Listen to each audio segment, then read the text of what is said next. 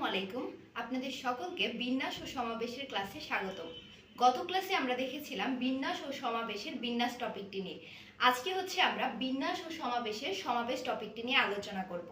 তো সমাবেশ টপিকটিকে যদি আমি বিশ্লেষণ করতে চাই বা বিবেচনা করি, তাহলে আমরা বলতে পারি n সংখ্যক হতে আমরা যদি r সংখ্যক জিনিস নিয়ে কোনো একটা ফরম্যাট গঠন করি, তাহলে সেটাই হচ্ছে একটা সমাবেশ। অর্থাৎ সমাবেশকে যদি আমি সংজ্ঞা আকারে দাঁড় করাই, তাহলে বলতে পারি কতগুলো জিনিস থেকে কয়েকটি বা সব কয়টি একবারে নিয়ে যত প্রকারের নির্বাচন বা দল গঠন করা যায়, সেটি হচ্ছে এক একটি সমাবেশ। অর্থাৎ কতগুলো জিনিস থেকে কয়েকটি বা সব কয়টি একবারে নিয়ে যত প্রকারে নির্বাচন বা দল গঠন করা যায়, তাদের প্রত্যেকটি হচ্ছে এক একটি সমাবেশ। আর সমাবেশের ইংরেজি শব্দ হচ্ছে কম্বিনেশন। তাই সমাবেশকে আমরা প্রকাশ করে থাকি সি দ্বারা। সমাবেশকে মূলত হচ্ছে আমরা সি দ্বারা প্রকাশ করি।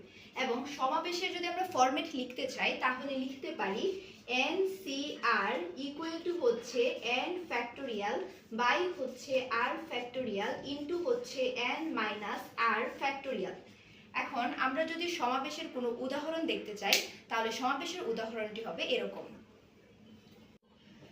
এখন হচ্ছে আমি যদি n সংখ্যক কোনো সংখ্যা থাকে এবং n সংখ্যক থেকে যদি আমি n সংখ্যককে যদি সমাবেশ গঠন করতে চাই, তাহলে লিখতে পারি n ইকুয়াল টু যদি r হয়, মানে n আর r এর মান যদি সেম হয়, তাহলে আমরা n c r এর ফরম্যাটে লিখতে পারি n ফ্যাক্টোরিয়াল বাই হচ্ছে r factorial into n minus r factorial. তো এখানে n ইকুয়াল টু যেহেতু r, তাই আমরা হচ্ছে n এর জায়গায় r বসাবো। বসানোর পরে আমরা দেখব এখানে n ফ্যাক্টোরিয়াল, অথবা হচ্ছে আমরা r এর জায়গায় n বসাবো। তো r এর জায়গায় যদি আমি n বসাই, তাহলে এখানে হবে n মাইনাস n ফ্যাক্টোরিয়াল। তাহলে উপরে থাকবে n ফ্যাক্টোরিয়াল, নিচে হচ্ছে n ফ্যাক্টোরিয়াল ইন্টু 0 ফ্যাক্টোরিয়াল। আমরা গত ক্লাসে দেখে এসেছি 0 ফ্যাক্টোরিয়ালের মান হচ্ছে 1। তাই আমরা এখানে লিখতে পারি n ফ্যাক্টোরিয়াল বাই হচ্ছে n ফ্যাক্টোরিয়াল, অর্থাৎ এটার মান হচ্ছে 1।